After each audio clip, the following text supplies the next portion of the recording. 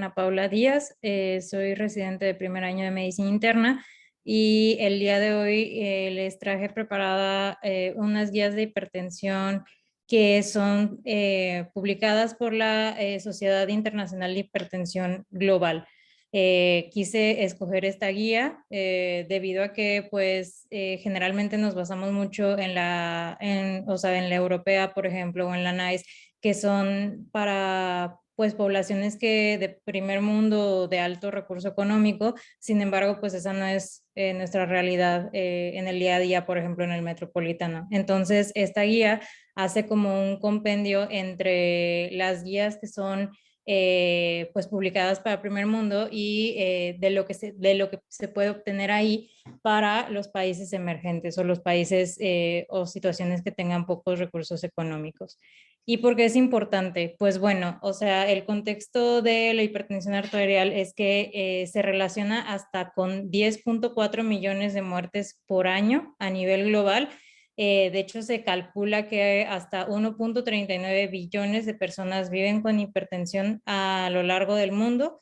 Y lo que les comentaba, generalmente son muy pocos países emergentes los que utilizan sus propias guías, se basan en guías pues como la europea, que realmente pues no en todos los sitios hay los medicamentos o no en todos los sitios pues se puede llevar a cabo lo que el deber ser, ¿no? Bueno, y estas guías de esta sociedad, de esta sociedad se elaboraron para ser utilizadas a nivel global y que sean aplicables tanto en países de altos como bajos recursos.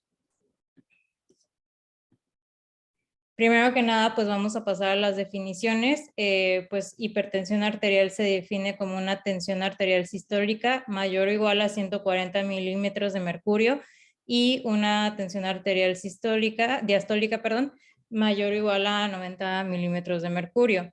Dentro de esto podemos tener 4 categorías. Lo normal es que pues la sistólica esté debajo de 130 y la diastólica debajo de 85, la normal alta entre 130 y 139 la sistólica y 85 y 90 la diastólica. Y ya pues hipertensión grado 1 en 140, 159 la sistólica y 90, 99 la diastólica, e hipertensión grado 2 arriba de 160 la sistólica y arriba de 100 la diastólica. ¿Y por qué es importante dividir lo normal y lo normal alto? Bueno, pues porque esta categoría o pues sí, esta categoría lo que pretende es identificar a los individuos que podrían beneficiarse de primera instancia en modificaciones en el estilo de vida y pues como tal prevenir el diagnóstico de una hipertensión a la larga, ¿no? O sea, como quiera ya vimos la carga de la enfermedad a nivel mundial y pues realmente en cuanto a esta patología pues se debería o nos deberíamos de enfocar más a la prevención que ya como tal a tratar la patología, ¿no? Entonces, por eso se busca que en o sea, detectar esta población que se encuentra, pues no está, o sea, no es como tal una población hipertensa, sin embargo, pues tiene mayor riesgo a los pacientes que tienen una tensión arterial menor de 130/85. Y pues bueno, también tenemos, o la guía nos menciona otras definiciones de hipertensión. ¿Cómo vamos a clasificar una hipertensión medida en el consultorio? Esta es la que siempre hemos visto, que es arriba de 140 la sistólica y 90 la diastólica. Sin embargo, cada día pues está más alcanzable o más de fácil acceso que tengamos un monitoreo ambulatorio. Entonces, si tenemos un monitoreo ambulatorio, el promedio de las 24 horas no debe de pasar 130/80. Si este promedio es mayor a 130/80, podemos decir que el paciente tiene hipertensión. Asimismo, si el promedio en el día de estas mediciones continuas es arriba de 135/85, también podemos hacer el diagnóstico de hipertensión arterial. Y el promedio en la noche, si es mayor a 120/70, también se puede hacer este diagnóstico. Asimismo, si el paciente cuenta con un baumanómetro en casa, como tal no un monitor ambulatorio continuo, si la tensión arterial está arriba de 135/85 en casa, se puede hacer también el diagnóstico de una hipertensión arterial. Y también hay que recordar que la hipertensión sistólica aislada es la causa más frecuente de hipertensión arterial en jóvenes y en ancianos, y esto se va a definir como una tensión arterial sistólica mayor a 140, sin embargo una diastólica menor a 90. Entonces, nada más para tenerlo en cuenta, porque sí es bastante común, sobre todo, pues, o sea, como ya dije, en los pacientes ancianos. ¿Y cómo vamos a hacer el diagnóstico de hipertensión arterial? Pues bueno, primero que nada, la guía nos menciona que no debería de hacerse en una única visita, mínimamente 2 consultas y con un intervalo de 1 a 4 semanas. Sin embargo, el diagnóstico sí se puede realizar en en una visita única, siempre y cuando la tensión arterial esté arriba de 180 sobre 110 milímetros de mercurio. Y pues bueno, o sea, me pareció pertinente mencionar cómo debería de hacerse la toma correcta de la tensión arterial, o el deber ser de cómo se debería de hacer, debido a que realmente, por ejemplo, en contexto hospitalario muchas veces no lo hacemos, y pues es importante, ¿no? Entonces, bueno, idealmente, según lo que nos dice la guía, debería de medirse la tensión arterial en ambos brazos, de preferencia simultáneamente, y si hay una diferencia mayor a 10 milímetros de mercurio, se debe de utilizar la mayor cifra. Y bueno, si la diferencia es mayor a 20 milímetros de mercurio, se debe de evaluar pues que no haya una cortación de la aorta o alguna otra entidad. Y en los pacientes que son ancianos, que tienen diabetes, que podrían estar predispuestos a tener disfunción autonómica, también se tiene que evaluar la tensión arterial estando de pie, y también en los pacientes que ya tienen tratamiento antihipertensivo. Esto se hace pues poniendo al paciente de pie, esperándonos un minuto, midiendo la tensión arterial y posteriormente a los 3 minutos. El fin de esto es detectar datos de ortostatismo que podrían pues poner en peligro o fomentar que tengan caídas. ¿Y cómo se debe de medir la tensión arterial? Pues bueno, las condiciones es una habitación en silencio, una temperatura agradable, evitar fumar, consumo de cafeína y ejercicio por 20 minutos, tener la vejiga vacía, permanecer sentado y relajado y callado de 3 a 5 minutos. También el brazo tiene que estar sobre una mesa a nivel del corazón, la espalda recargada, piernas sin cruzar y pies planos sobre el piso. Muchas veces estas situaciones tampoco se cumplen, y pues también sí tendrían que hacerse para tener una medición pues más fidedigna. Y bueno, el protocolo en cada visita es tomar 3 medidas con 1 minuto de diferencia entre cada una de ellas, y calcular el promedio de las últimas 2 medidas, y si la presión arterial es menor a 130 sobre 85 desde la primera, pues ya no es necesario realizar las otras 2.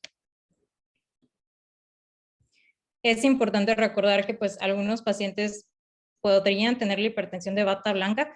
Sin embargo, se ha visto que estos pacientes sí tienen un riesgo cardiovascular intermedio. Entonces, en estos pacientes sí debería, no como tal, una terapia farmacológica de primera instancia, pero sí deberían de llevarse modificaciones al estilo de vida que vamos a ver un poquito más adelante. También la hipertensión enmascarada, pues se ha visto, esto es que pues cuando acuden a valoración al consultorio, pues tienen una TEA normal, sin embargo, pues ya tienen el antecedente de estarse midiendo la TEA de forma ambulatoria, o que tengan cefalea o tengan presencia de fosfenos o alguna otra sintomatología, y se haya documentado una tensión arterial elevada.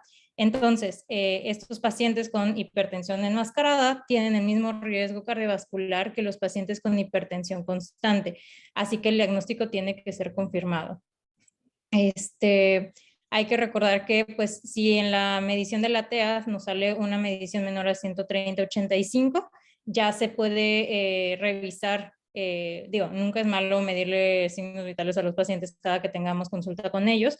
Sin embargo, estrictamente pues se puede volver a revisar hasta 3 años si el paciente no cuenta con ningún otro factor de riesgo, ninguna otra comorbilidad, o 1 año o hasta dentro de 1 año si cuenta con factores de riesgo. Y si nuestro paciente, como les digo, se encuentra como en el inter de tensión normal alta, pues hay que confirmar o sea, que no sea una hipertensión arterial enmascarada, o pues nada más, o sea, con un perfil ambulatorio, o también confirmarlo con estar cada vez que venga a consulta con nosotros, estar tomando la TEA. Y bueno, esto son recomendaciones para el diagnóstico y abordaje pues de la presión como tal. Primero que nada, pues vamos a tener la historia clínica, como bien aprendemos en el R1, pues es como lo que más tenemos que interrogar o donde tenemos que sacar todas las pistas que nos puedan llevar a cuándo se inició la TA de la hipertensión arterial o si nuestro paciente tiene alguna otra pista que nos podrían hacer sugerir de una hipertensión secundaria. Entonces, pues bueno, siempre preguntar si es de nuevo inicio, cuántos años lleva, generalmente qué presión maneja, qué uso de antihipertensivos ha tenido, los medicamentos actuales y los medicamentos previos, por qué se cambió, si es que el paciente recuerda que no toleró tratamiento, por los efectos adversos, porque no tenía adherencia al tratamiento, todo esto es muy importante. Y también si ha tenido hipertensión previa con anticonceptivos orales o en el embarazo. También pues tenemos que catalogar bien qué factores de riesgo tiene nuestro paciente. Es decir, si también aquí es donde entran los antecedentes heredofamiliares de importancia, que tengan los antecedentes de enfermedad cardiovascular en familiares directos de joven aparición, también diabetes o hipercolesterolemia, porque pues nuestro paciente podría tener lo mismo. También dentro del mismo paciente evaluar si ya tiene como tal una enfermedad cardiovascular manifestado como infarto, falla cardíaca, eventos cerebrales transitorios o eventos cerebrales isquémicos. Si el paciente tiene diabetes, si tiene dislipidemias o enfermedad renal crónica, esto también es un factor de riesgo para tener hipertensión arterial. Y bueno, como ya bien sabemos, el tabaquismo, la dieta, el consumo de alcohol, cuánta actividad física realiza y también el historial de depresión es importante. El siguiente paso es calcularle a nuestro paciente pues su riesgo cardiovascular. ¿Y cómo vamos a hacer eso? Pues les dejo dos herramientas que ya toman en cuenta la etnia o etnicidad de los pacientes y entonces nos dan pues algo más fidedigno o algo más certero a la hora de elaborar el riesgo cardiovascular del paciente. Entonces, básicamente esto es para categorizarlo en bajo, moderado o alto riesgo de enfermedad cardiovascular o de riesgo cardiovascular a 5 años y posteriormente ver si además de pues, un tratamiento para la hipertensión arterial y cambios en el estilo de vida amerita o no pues iniciar farmacoterapia para disminuir su riesgo cardiovascular. Bueno, también durante la historia clínica, pues es importante interrogar acerca de síntomas relacionados a alguna enfermedad coexistente con la hipertensión, ya sea dolor torácico, disnea, palpitaciones, que nos pueden hablar como tal, pues ya de de un infarto o, por ejemplo, la claudicación intermitente, que te hable de, pues ya como tal de una falla cardíaca, un edema periférico, la cefalea, que podría estarnos hablando de que el paciente pues está en riesgo de tener una emergencia hipertensiva o alguna otra complicación, nocturia y hematuria, que también nos podrían hablar de daño renal. Y bueno, aquí tenemos cómo se calcula, o sea, bueno, cómo queda categorizado el riesgo cardiovascular dependiendo de, uno, la presión arterial que tenemos en la parte de arriba y otro, los factores de riesgo, ya sea edad, enfermedad renal crónica, diabetes, que ya hayan tenido historial previo de algún evento cardiovascular. Entonces, aquí es donde se va a ir categorizando el riesgo y con base en eso, como les había comentado, es si además necesita otra terapia farmacológica o no. Bueno, y de la exploración física, pues básicamente enfocarnos en corazón y circulación, la frecuencia cardíaca, el ritmo, el pulso yugular venoso, el choque de punta, todo esto que siempre pues tenemos que categorizar bien en nuestros ingresos. Si el paciente tiene crepitantes basales, si hay edema periférico, si el paciente presenta soplos y no solo centrarnos en el corazón, o sea, también ver si ya hay daño a otros órganos o a otros sistemas o buscar datos, como ya había mencionado, que nos sugieran que hay una hipertensión secundaria. También es importante pues abordar en cuanto a los riñones, si estos tienen una morfología normal, un tamaño normal, la circunferencia de cuello, que nos podría hablar de SAOS, la tiroides, que también nos podría hablar de un hipertiroidismo que pues también nos podría condicionar a tener una hipertensión arterial. El IMC, que pues como sabemos, la obesidad también es un factor de riesgo, uno, para, bueno, que aumenta el riesgo cardiovascular y dos, pues para tener hipertensión. Y giba dorsal o estrellas violáceas, pensando en una hipertensión secundaria que nos podría hablar de Cushing. De los laboratorios del abordaje inicial, siempre pedir electrolitos, creatinina, calcular la tasa de filtrado glomerular. Importante el perfil de lípidos completo para poder hacer y poder sacar el riesgo cardiovascular. Una glucosa plasmática en ayuno, de orina, pues un examen general de orina y un electrocardiograma para detectar la presencia de fibrilación auricular, si ya tenemos hipertrofia ventricular izquierda o como tal ya datos de cardiopatía isquémica. En cuanto a los paraclínicos de imagen, se sugiere esto. Vaya, lo que está en verde, como las otras dos diapositivas previas, es como lo esencial. Lo que sí o sí tenemos que hacer, como ya les había mencionado, la guía de la que me basé para hacer esta presentación se basa mucho en lo esencial y lo óptimo. Entonces, lo que está en verde es lo esencial, lo que sí o sí tenemos que hacer y lo que sí o sí, pues siempre vamos a tener acceso porque más que nada es herramienta humana como tal, que no dependemos de pues los recursos económicos y ya pues lo azul ya depende más de pues de la capacidad de cada hospital. Entonces, bueno, siempre que tengamos acceso a pues se debe de hacer una ecocardiografía, un ultrasonido de las carótidas para ver si ya hay placas como tal, o imagen adrenal y renal para descartar la presencia de hipertensión secundaria, una fundoscopía para ver si ya hay daño a órgano blanco. En dado caso de que pues tengamos alteración del estado de alerta o que tengamos manifestaciones como datos de focalización, pues una resonancia de cráneo y otros adicionales, pues el índice tobillo-brazo, buscar datos de hipertensión secundaria, como ya se había comentado, y PFHs. Y en cuanto al tratamiento, pues bueno, primero que nada, pues hay que recordar que al menos el 50%, es más, menos del 50% de los pacientes que tienen el diagnóstico de hipertensión arterial toman tratamiento para disminuir los niveles de presión. Entonces, bueno, aunque esto es bastante alarmante, se ha visto que lo que es necesario es disminuir 20 milímetros en presión sistólica y 10 milímetros en presión diastólica, y con esto se asocia inclusive a la disminución de un 50% del riesgo cardiovascular. Esto es muchísimo y sin embargo, pues uno de las principales vaya, limitantes o alteraciones o que los pacientes no cumplan muchas veces es la adherencia. La adherencia puede ser porque son muchas pastillas, porque no tienen dinero para los medicamentos, o sea, son fármacos caros porque vienen en combinación o alguna otra situación de esto, ¿no? De hecho, se ha calculado que de un 10 a un 80, inclusive hasta un 80% en ciertos países no toman sus medicamentos o tienen mal apego a ellos. Entonces, pues bueno, ¿qué es lo que nos dice la guía? Lo primero que tenemos que hacer es pues establecer el diagnóstico de hipertensión arterial y posteriormente sí o sí tenemos que dar pues modificaciones en el estilo de vida. ¿Y cuáles son estas? Ya pues las conocemos en general, pero bueno, para mencionarlas nuevamente, primero que nada pues la reducción de sal. La reducción de sal se ha asociado a una disminución de hasta 4 milímetros de mercurio en la sistólica y 2 en la diastólica. Y también si el paciente ya tiene diagnóstico de hipertensión arterial, inclusive podría bajar más los niveles.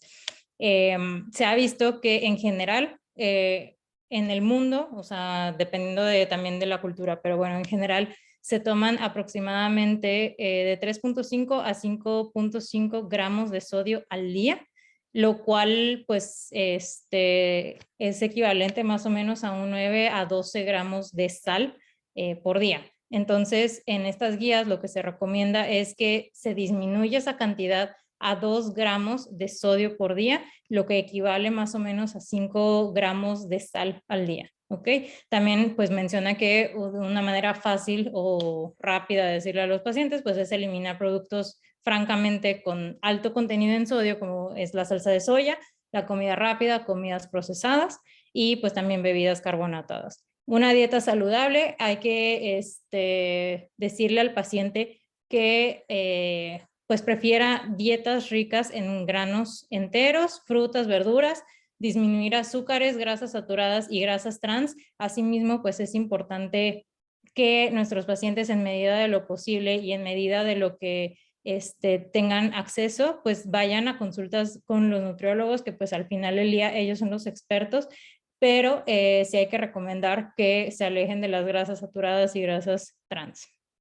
Las bebidas saludables, disminuir el consumo de café, té verde y té negro, básicamente porque pues son bebidas que contienen cafeína, que la cafeína pues nos hace que nos suba un poco la tensión arterial. El consumo de alcohol, también disminuirlo. El estándar o lo que permite la guía son 2 bebidas para hombres, de 10 gramos de alcohol cada bebida y 1.5 bebidas para mujeres. También menciona que pues hay que evitar el binge drinking, que es pues tomar, o sea, bueno, ya que no estuve tomando toda la semana, me voy a tomar todas las bebidas el fin de semana, pues no, o sea, hay que evitar eso porque se ha visto que eso inclusive tiene mayor repercusión en la tensión arterial que pues tomarlas diario, ¿no? También la reducción ponderal es importante, pues estas guías, cada país pues tiene diferentes IMCs, ¿no? O sea, como no sé si han visto que, por ejemplo, luego salen anuncios en Facebook del IMC en población asiática, que es muy diferente al nuestro. Entonces, una medida que se ha visto que puede ser aplicable para todas las poblaciones es el índice cintura-estatura, y se recomienda que sea menor a 0.5, y sí está recomendado para todas las poblaciones. Entonces es algo que podemos utilizar fácilmente. Dejar de fumar, pues no hay mucho, mucho para dónde hacerse o mucho que explicar. O sea, simplemente pues el cigarro, dentro de todas las cosas malas que tiene, pues es bastante tóxico y causa vasoconstricción y pues bueno, todo lo que ya sabemos que también fomenta que tengamos la tensión arterial elevada. El ejercicio regular, ejercicio aeróbico moderado, trotar, caminata, nadar, yoga, 30 minutos de 5 a 7 días a la semana, y también se recomienda ejercicio anaeróbico de 2 a 3 días por semana. También menciona la guía que pues en medida de lo posible hay que reducir el estrés y pues tener una mentalidad mindfulness, debido a que el estrés crónico se ha visto asociado a que hay un mayor riesgo de desarrollo de hipertensión arterial en las etapas tardías de la vida. Todavía no está bien estudiado, pero sí se ha visto una relación indirecta. Y bueno, ya que hablamos un poquito de los cambios en el estilo de vida, ahora sí vamos a pasar al tratamiento farmacológico. Dentro de esto, pues primero que hay que ver si nuestro paciente tiene hipertensión grado 1 o grado 2. ¿Por qué? Porque inclusive si fuera grado 1, podemos de primera instancia dar las modificaciones al estilo de vida y posteriormente evaluar si necesita o no tratamiento farmacológico, mientras que ya si tenemos un grado 2 de hipertensión, pues inmediatamente nos vamos al tratamiento farmacológico. Al final, pues lo importante es reducir, como ya les había comentado, 20 milímetros de mercurio de la tensión arterial sistólica y 10 de la diastólica, idealmente para conseguir una tensión arterial menor a 140/90, ¿ok? Y pues lo óptimo ya viene un poquito más diferenciado por edad, pero bueno, lo importante es que hay que reevaluar cada 3 meses a nuestros pacientes y ver si, pues todo lo que ya vimos, ¿no? Si se están tomando bien los medicamentos, si tienen buen apego, si los están consumiendo, y mucho, mucho, mucho también tiene que ver el estilo de vida. Acuérdense que pues es más importante la prevención aquí o que como tal el tratamiento farmacológico. Y bueno, pasando a los tratamientos, primero que nada, pues como ya les había comentado, o sea, las guías en un tratamiento óptimo buscan que el paciente tenga la menor cantidad de pastillas posibles para que sea el mejor tratamiento, bueno, o sea, o la mejor adherencia disponible, o que pues no se complique tanto para el paciente, o que se le olvide, o que lo que sea, ¿no? Entonces, pues bueno, lo primero que se debe de hacer es dar un IECA-ARA más un calcio antagonista a dosis bajas. Si esto no funciona, nos vamos al step 2, que ya es los fármacos, o sea, el IECA-ARA o más bien IECA o ARA más calcio antagonista a dosis completas. Si esto no es suficiente, se añade el diurético, que esto ya sería el step 3, y posteriormente, que esto ya nos hablaría de una hipertensión refractaria, debido a que pues, es una tensión arterial mayor a 140/90 en un paciente tratado con 3 antihipertensivos a dosis óptimas y pues ya se incluye un diurético. Aquí es donde se añade la espironolactona, la cual se empieza de 12.5 a 50 miligramos al día. ¿Ok? Y bueno, pasando un poquito a la hipertensión secundaria, es una entidad que en la causa específica se puede encontrar de un 5 a un 10% de los pacientes. Las causas más frecuentes en el adulto que vamos a ver un poquito, pues es la enfermedad del parénquima renal, hipertensión renovascular, hiperaldosteronismo primario, SAOS, que está mucho pues en boga debido pues al aumento también de la obesidad a lo largo del mundo. Uso de drogas o sustancias también puede ser una etiología. Esto se debe de considerar en pacientes que son menores de 30 años, 30, 40 años, dependiendo de la guía, que tengan ausencia de factores de riesgo, como ya lo habíamos comentado, que puede ser la obesidad, el síndrome metabólico o que no tengan historia familiar. Esta hipertensión, la hipertensión secundaria suele ser una hipertensión resistente a tratamiento, como ya vimos, o sea, tendremos que tener los 3 fármacos y mínimo un diurético para decir que es una hipertensión resistente. Y también es común que haya un deterioro súbito en el control de la TA del paciente. También que se presente como una emergencia o una urgencia hipertensiva. Entonces, pues bueno, aquí están unas de las etiologías que ya les había comentado. Entonces, ¿qué es lo que vamos a buscar en la historia clínica y en la exploración física? Pues, por ejemplo, de la enfermedad renal parenquimatosa, historia familiar o historial de enfermedad renal crónica. Se va a solicitar pues un urianálisis donde vamos a denotar la proteinuria, hematuria, leucocituria y pues claramente la disminución en la tasa de filtración glomerular y pues se debe de realizar un ultrasonido renal. En cuanto al aldosteronismo primario, pues bueno, vamos a tener datos sugerentes de hipocalemia como debilidad muscular, calambres y una hipocalemia espontánea del 50 al 60% inclusive de los pacientes pues tienen una normocalemia. Y lo que vamos a ver pues es un ratio elevado de renina, el PACPRA.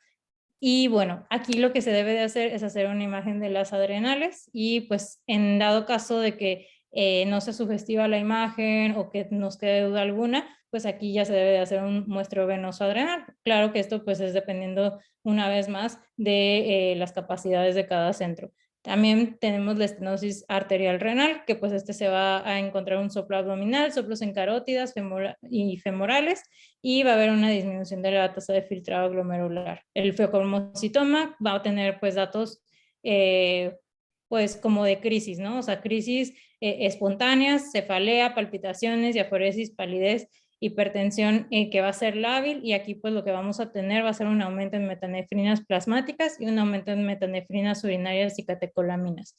Aquí el otro test diagnóstico que se realiza pues es la tomografía abdominal y pélvica. Otras entidades que pues ya desde que estamos haciendo la historia clínica tenemos que empezar a pensar, pues el síndrome de enfermedad de Cushing, que pues es bastante sugestivo con la obesidad central, estrías violáceas, rubor facial, la atrofia tegumentaria, que tenga moretones, hematomas fáciles, jiba dorsal y la debilidad proximal de músculos. Y pues también vamos a tener en los laboratorios una hipocalemia más bien un cortisol aumentado. Aquí pues se puede para test diagnóstico un test de supresión con dexametasona, el cortisol urinario en 24 horas o si estamos pensando en una enfermedad de Cushing pues una resonancia de la pituitaria. En cuanto a la cortación de la aorta, pues la diferencia de la TA debe de ser mayor a en extremidades superiores e inferiores y los pulsos femorales deben de estar retardados. Aquí se puede realizar un ecocardiograma, un angiotac y una angioresonancia y pues de estados vamos a encontrar básicamente a través de la escala de Stop Bank, ya con un 4 puntos, pues es un riesgo alto para esto, y pues aquí se puede realizar una polisomnografía para confirmar. En cuanto a la enfermedad tiroidea, pues intolerancia al calor, pérdida de peso, temblor distal o palpitaciones, o intolerancia al frío, ganancia ponderal o pelo seco, debido a que tanto generalmente pues es hipertiroidismo, pero también pues en las etapas tempranas del hipotiroidismo sí podría haber una hipertensión arterial. Entonces, pues bueno, aquí vamos a pedir niveles de TSH y niveles de T4 libre.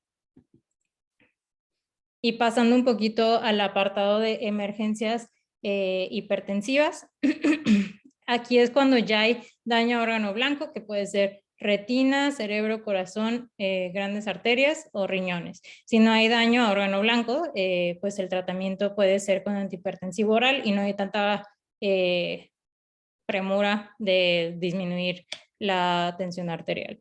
Dentro de esto tenemos otras definiciones, que es la hipertensión maligna, que esto es cuando la tensión arterial está mayor a 200/120, y aquí se encuentra asociado con retinopatía avanzada bilateral, la encefalopatía hipertensiva, que es una elevación grave de la tensión arterial acompañada de letargia, convulsiones, ceguera cortical y coma, que pues bueno, o sea, esto es, nos llega a pasar una que otra vez en el metro. Y bueno, también la microangiopatía trombótica hipertensiva, que es lo previo, o sea, una hipertensión maligna. También vamos a tener aquí datos de hemólisis y trombocitopenia. Y bueno, dependiendo de qué emergencia hipertensiva o de qué daño a órgano blanco, es el tratamiento que se sugiere de primera línea y el tiempo y meta de la tensión arterial. Si tenemos una hipertensión maligna con o sin microangiopatía trombótica y con o sin LRA, el tiempo, bueno, va a ser para disminuir la TA y volverla a cifras tensionales normales, puede ser de varias horas. Lo que se busca es que se disminuya una PAM del 20 al 25%, y la primera línea de tratamiento es la betalol. Como alternativa podemos utilizar nitroprusiato. En cuanto a la encefalopatía hipertensiva, aquí sí tiene que ser una disminución inmediata de la TA, igual una PAM del 20 o sea, una disminución del 20 al 25% de la PAM, y una vez más el tratamiento de primera elección es la betalol. Como alternativa también podemos utilizar nitroprusiato.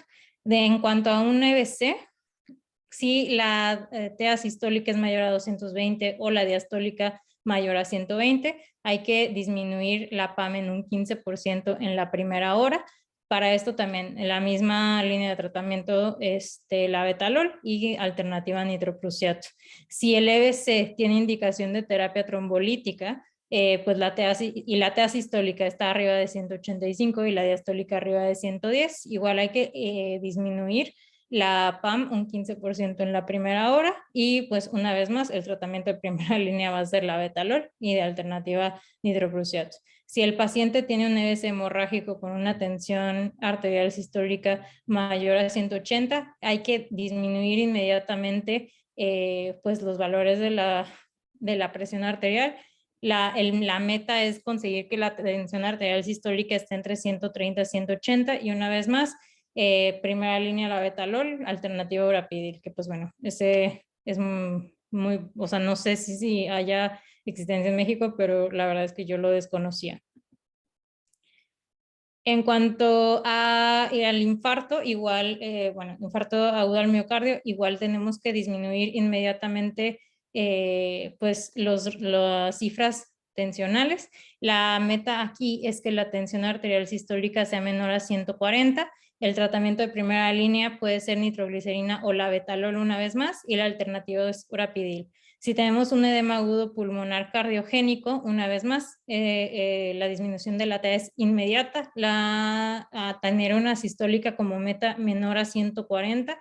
Aquí podemos utilizar nitroprusiato o nitroglicerina como primera opción, más obviamente un diurético de asa, y de alternativa el urapidil con el diurético de asa. Si tenemos una disección aórtica, igual el tratamiento es inmediato, con una tensión arterial sistólica menor a 120 y una frecuencia cardíaca menor a 60 para, pues una vez más, evitar el daño o que se continúe desgarrando la aorta. Y la primera El tratamiento de primera línea también sigue siendo la betalol. De eclampsia o preeclampsia con datos de gravedad, igual, es inmediato lo que hay que disminuir la TA sistólica menor a 160 y que la diastólica esté menor a 105. Una vez más, la betalol ni cardipina en primeras opciones y aquí se añade sulfato de magnesio. Y en cuanto al seguimiento de las emergencias hipertensivas, es importante debido a que estos pacientes pues ya tuvieron un evento que potencialmente pone en peligro su vida, además los condiciona a tener un riesgo cardiovascular aumentado y un riesgo aumentado para enfermedad renal, porque como vimos, o sea, igual es un daño a órgano blanco. El seguimiento debe de ser mensual en estos pacientes hasta llegar a las metas de TA y que haya regresión del daño, o sea, idealmente que haya una regresión del daño de órgano blanco. Y finalmente nos propone un algoritmo final, que es un resumen de lo que ya se había mencionado. Entonces, si solo te vamos a tener una toma única de TA, que ya vimos que no es lo ideal, lo que se busca es que sea de 2 a 3 en el consultorio antes de decir que el paciente es hipertenso, pero bueno, o sea, si hay una toma única de TA y el paciente tiene una TA menor a 130/85, hay que reevaluar en 3 años. Si el paciente tiene factores de riesgo, hay que reevaluar dentro de, o sea, al siguiente año. Si tenemos una tensión arterial que esté normal alta, bueno, se van a tomar bueno, más bien, mayor a 130/85, se van a tomar 3 tomas de presión con 1 minuto de diferencia, se van a obtener el promedio de las últimas 2 y con base en eso, pues vamos a ver si se vuelve a valorar en otras visitas o si se confirma con seguimiento ambulatorio. Y finalmente, pues si ya tuvimos una tensión arterial arriba de 140/90, pues hay que esperar a otra consulta para ver si ya se hace el diagnóstico o igual se puede confirmar con un seguimiento ambulatorio, aunque es bastante sugestivo.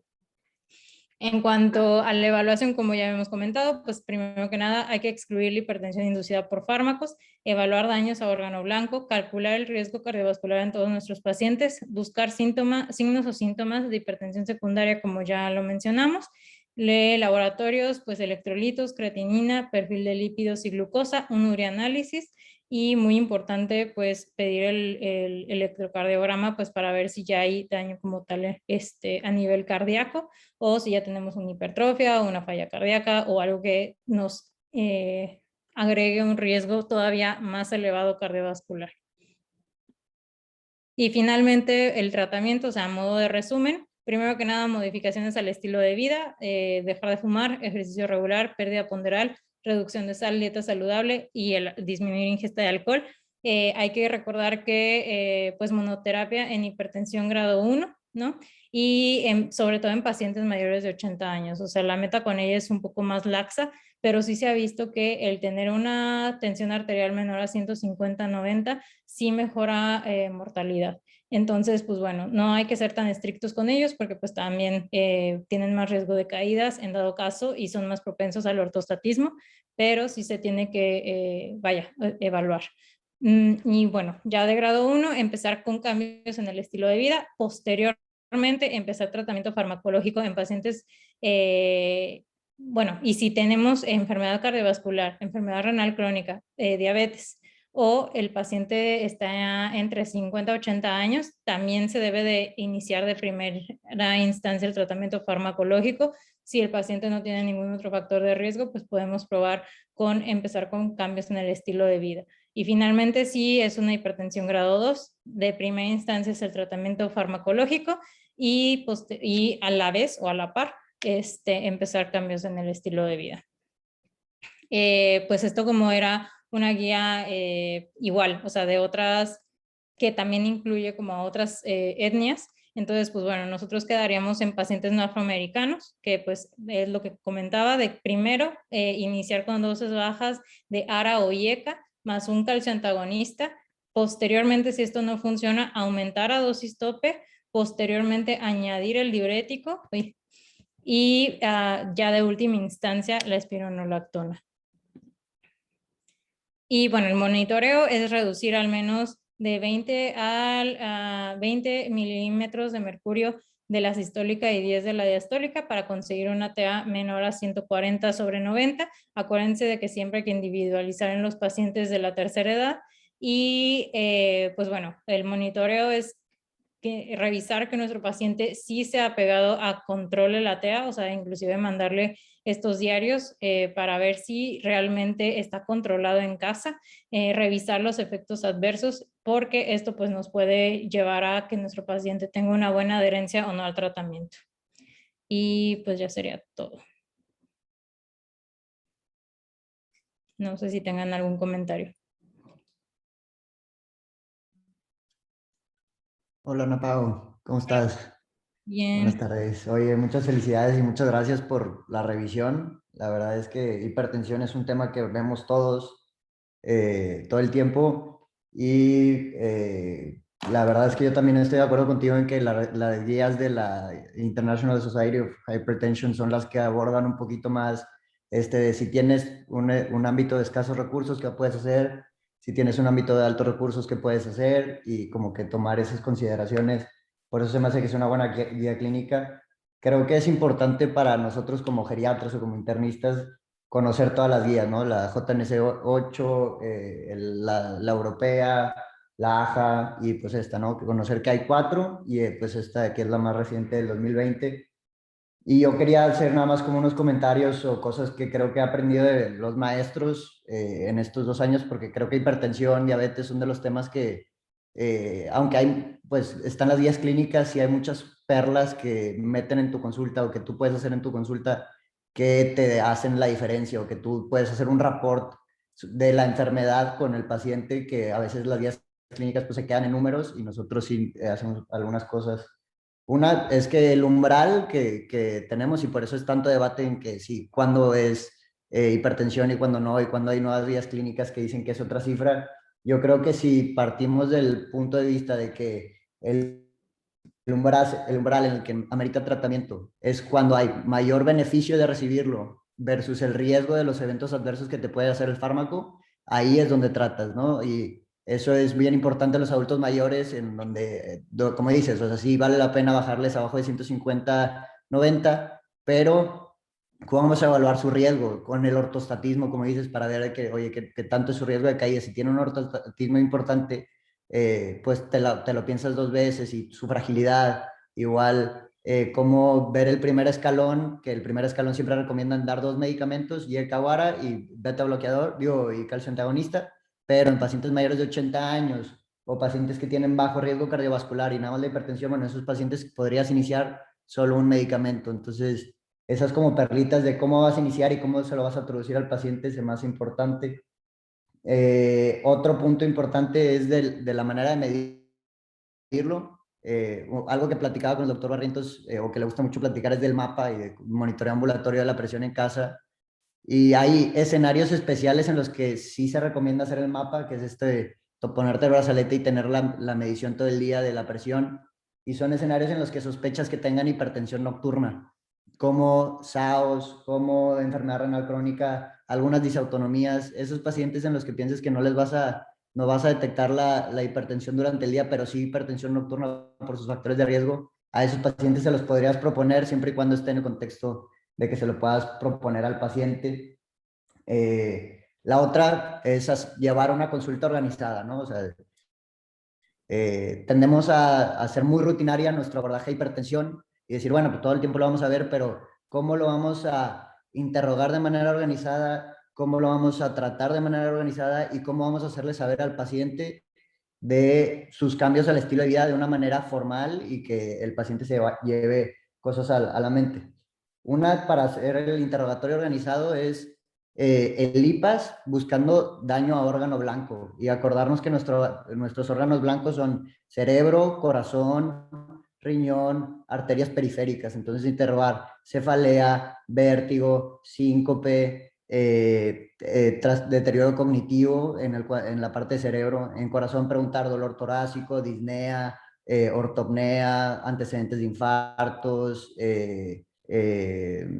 claudicación intermitente para arterias periféricas, y ya. Y luego, eso es del interrogatorio. Y luego, para el abordaje de daño órgano blanco asintomático, sería preguntar, o más bien abordar con la exploración física y con datos paraclínicos como microalbuminuria, datos de hipertrofia ventricular en el electrocardiograma, y entonces así estás estimando completamente el daño a órgano blanco. O sea, no solo quedarnos con la idea de que, oye, ¿cómo le estamos midiendo el daño a órgano blanco? Sino irlo a buscar en la consulta, o sea, ir a cazarlo, ¿no? Y luego ya, por último, perdón por el comentario largo, es el tratamiento. Las medidas generales son bien importantes y sí tenemos que tomarnos un momento en la consulta para mencionarlas de manera organizada, mencionar la relevancia de la pérdida de peso, mencionar la relevancia de la actividad física y del mindfulness, también como venía la dieta DASH, que es baja en sodio y alta en potasio. Recordar, por ejemplo, nosotros en Geria siempre hacer una consignación de los medicamentos y ver qué medicamentos le pueden estar subiendo la presión a nuestro paciente. AINES, esteroides, antidepresivos duales, metilfenidato, X, Y o Z, que en nuestra consulta sí son importantes y tenemos que hacer. Y el otro es ver cómo van con sus comorbilidades. Y pues nada más eso sería, yo creo que todo mi comentario y muchas gracias por la presentación. La verdad es que es un tema bien padre que creo que vemos todo el tiempo. Gracias, Mau.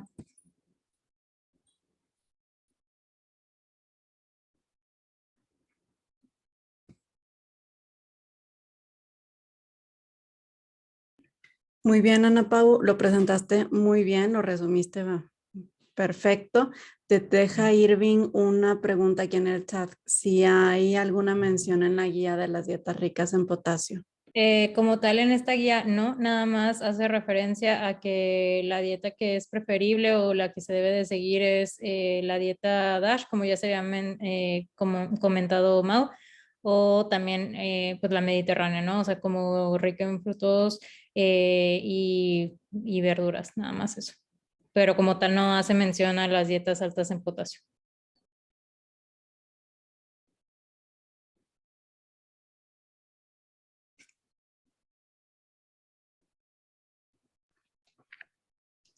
La doctora Mónica quiere hablar, adelante. ¿Cómo están, chicos? Buenas tardes. Perdón por la mala señal.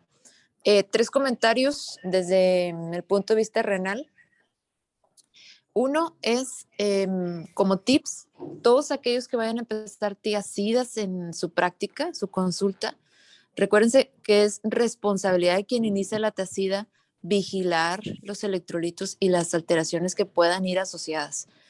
No es correcto iniciar tiacides y tal paciente en 2 meses porque pasa muy frecuente y me toca muy frecuentemente hiponatremias profundas, difíciles de tratar, sobre todo en los adultos mayores. Entonces, siempre que vayan a iniciar tiacida, bien vigilada, citen a sus pacientes pronto, mídanles electrolitos prontos. Es buena práctica siempre la vigilancia cuidadosa de los nuevos fármacos, sobre todo en pacientes con polifarmacia.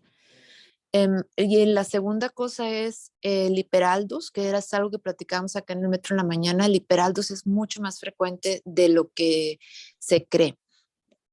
Hay algunos reportes que dicen que hasta el 10% de los pacientes que tienen cualquier forma de hipertensión, si uno le busca ordenadamente, puede encontrar algún dato de hiperaldus.